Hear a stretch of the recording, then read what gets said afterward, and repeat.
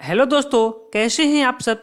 उम्मीद है कि आप सब मस्त होंगे और आपकी तैयारी भी मस्त चल रही होगी। दोस्तों, यूपी जेके के क्रम में आज आपका लास्ट टॉपिक होगा अनुसूचित जनजातियां। हमने चैप्टर वाइज पूरी तरीके से यूपी जेके को कंप्लीट कर रखा है। जो लोग नहीं देखे होंगे, प्लेलिस्ट पड़ा है, देख लेंगे। ठीक है, तो चलिए आज के क्लास की शुरुआत करते हैं। और पहला प्रश्न क्या कहता है, करा कि सर्वाधिक अनुसूचित जनजातियों के प्रतिशत वाला जिला कौन सा है। प्रतिशत में भी और संख्या में भी सबसे अधिक जो अनुसूचित जनजाति पाए जाते हैं वह कहाँ पाए जाते हैं? सोनभद्र में। सबसे अधिक सोनभद्र में और सबसे कम पाए जाते हैं कहाँ पे? बागपत में। कहाँ पे? बागपत में। ठीक है, चलिए अगले प्रश्न की ओर। अगला प्रश्न कह रहा है कि सर्वाधिक अनुसूचित जनजाति वाला जिला कौन सा है।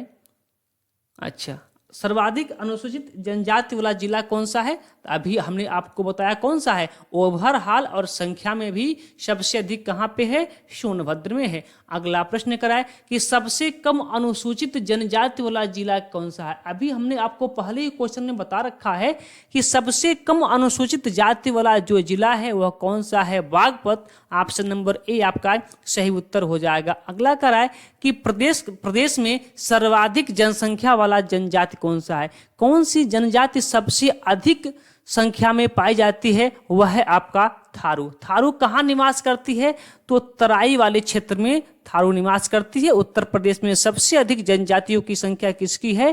थारू की है। अगला कराए कि निम्न में से कौन सम्मिलित नहीं है। ठीक है, देखिए आगे है खरवार ललितपुर। ठीक है, तो सही बात है, जो खरवार जनजाति हैं वह ललितपुर और सोनभद्र के आसपास के एरिया में निवास करते हैं। आगे कह रहा है कि वोक्सा बिजनौर। अभी देखेंगे आगे बैगा बहराइच, ये भी सही है। और थारू, हाँ, गोरखपुर, बाराबंकी, बलरामपुर, इन सब के एरिया में क्या करती है? थारू निवास करती है। लेकिन बोक्सा जो है वो बिजनौर में निवास नहीं करती है। बोक्सा का निवास स्थान कहाँ पे, यह बताएंगे आज का आपका पहला प्रश्न। अगला प्रश्न देखिएगा, कह कि केंद्र सरकार द्वारा प्रदेश की 10 नई जनजातियों को कब सूचीबद्ध किया गया था। तो केंद्र सरकार द्वारा 10 नई जनजातियों को कब सूचीबद्ध किया गया था? तो किसी भी जाति को अनुसूचित जनजाति से अनुसूचित जाति में लाना या फिर अनुसूचित जाति से अनुसूचित जनजाति में लेके जाना, यह सब काम किसका है? तो केंद्र सरकार का है। तो इसने कब किया था? वह 2003 में क्या किए थे? 10 नई जनजातियों को सूचीबद्ध किया गया था। अगला प्रश्न करा कि पहाड़िया जनजाति निवास करती है। मोस्ट इंपॉर्टेंट प्रश्न, जो पहाड़िया जनजाति है वो कहाँ पे निवास करती है?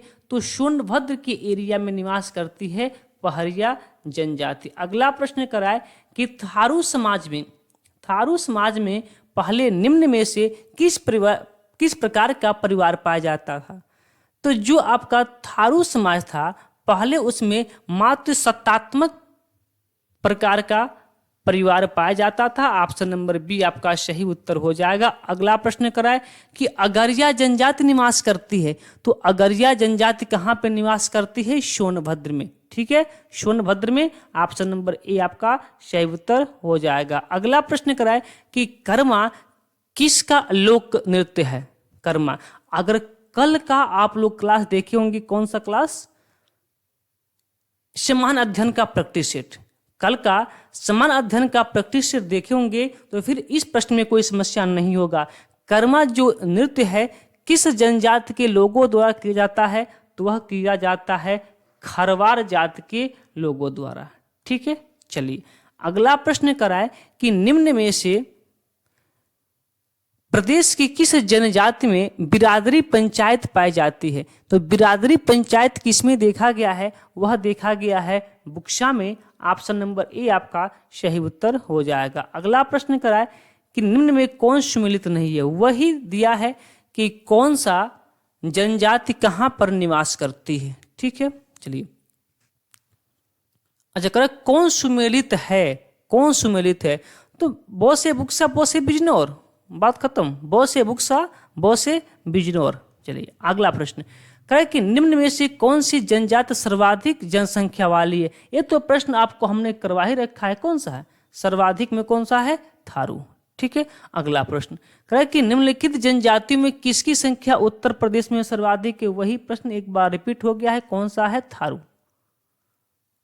अगला प्रश्न कहे कि भारत सरकार द्वारा प्रदेश की 10 नई आदिवासी जातियों को सूचीबद्ध अनुसूचित जनजाति में सूचीबद्ध किया गया है। तो अभी हमने बताया कब इसको सूचीबद्ध किया गया था, 2003 में, 2003 में।